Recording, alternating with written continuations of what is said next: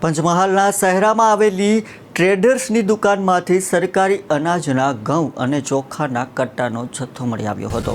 શહેરના નાના રોડ પર કાચા અનાજની લેવેચ કરતા વેપારીઓને સરકારી અનાજનો જથ્થો હોવાની બાતમી જિલ્લા પુરવઠા વિભાગને મળી હતી। જિલ્લા પુરવઠા અધિકારી એચ.ટી. મકવાણા અને તેમની ટીમ દ્વારા રેડ કરવામાં આવતા દુકાનમાં 16 જેટલા ઘઉં અને ચોખાના કટ્ટાનો જથ્થો મળી આવ્યો હતો। જિલ્લા પુરવઠા એચ.ટી. મકવાણાએ દુકાનોને સીલ કરી કાયદેસરની કાર્યવાહી કરી છે।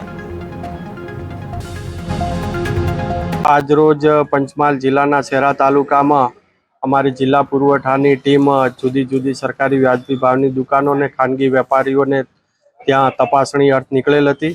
તે દરમિયાન એક શંકાના આધારે અને એક અગાઉની બાતમીના આધારે જે શહેરા તાલુકાની અંદર આવેલ ખાનગી વેપારી પટેલ દાઉદ મોયુદ્દીન કે જે પટેલ ટ્રેડર્સ નામની ખાનગી પેઢી ધરાવે છે, અગાઉ પણ મામલતદાર શહેરાએ તપાસણી કરીને અમુક જથ્થો જપ્ત કરેલ હતો।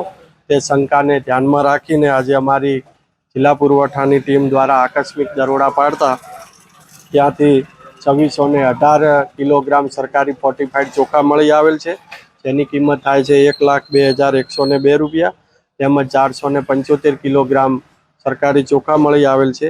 આમ કુલ મળીને 1,14,927 રૂપિયાનો સરકારી મુદ્દામાલ જપ્ત કરવામાં આવેલો